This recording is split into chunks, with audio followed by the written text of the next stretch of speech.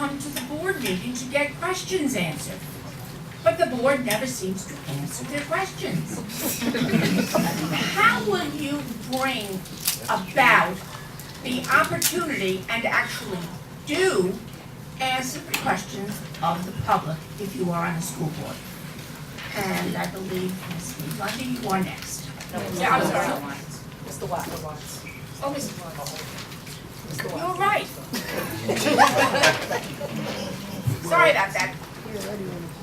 Well, from what I see is basically the truth. The truth will set us free. Nothing that we do in this school district should be hidden from anyone. All books should be open. Everything should be available for the community, the parents, our taxpayers to see, so that when they want to know an answer, if they took money out of somewhere dealing with it, we need to know where it's at. We need answers for it. And if we just deal with the truth and be truthful to our children first and hold each other accountable for sitting on this board, and as well as the superintendent working with her to do the things that need to be done for our district, I believe that we can begin to answer some questions. That's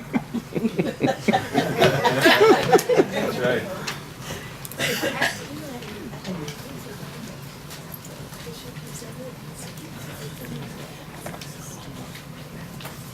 Are you? No, I remember. Repeat the question. Oh, okay. I believe that the problem is the parents have been speaking and speaking and speaking, and there's no follow-up. The board needs to write down the questions and have these questions and do a follow-up. The day after the board meetings, everyone on the board should be together and address the needs of the parents. It should be a follow-up. There's no follow-up. That's why we're running for office, because it's not getting done, and there's no excuse for it. So a follow-up is exactly what is needed.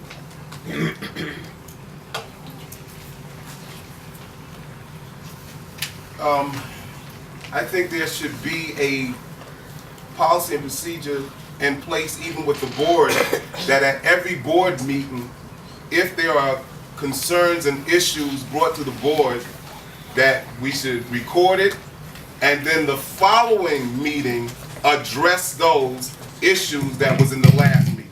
My mother used to watch soap operas, and the reason why I wasn't really into it, because you could miss it for 3 weeks, and it's the same thing that happened 3 weeks ago. And so we have to stop that being the procedure here on this board.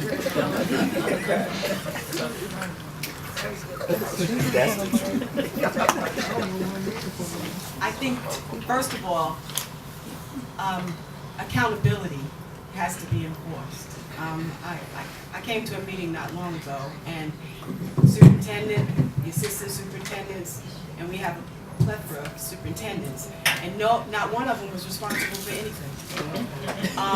So it's pretty difficult, I think, even for the board to answer questions. Ms. Braisley, be sure you speak into the microphone so they can hear you back. Okay. That's better.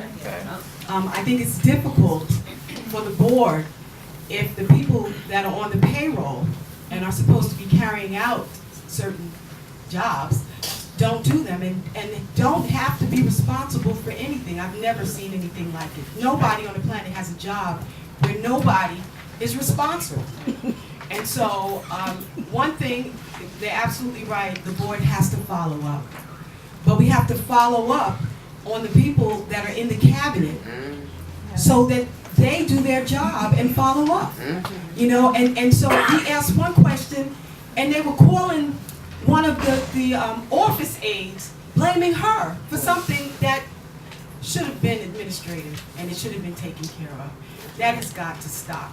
So I think the first thing we have to do is hold the paid professionals accountable for their paychecks. And then the board only gives oversight, you know, but the jobs, the day-to-day job is carried out by the people that are on the payroll. So we have to make everyone responsible.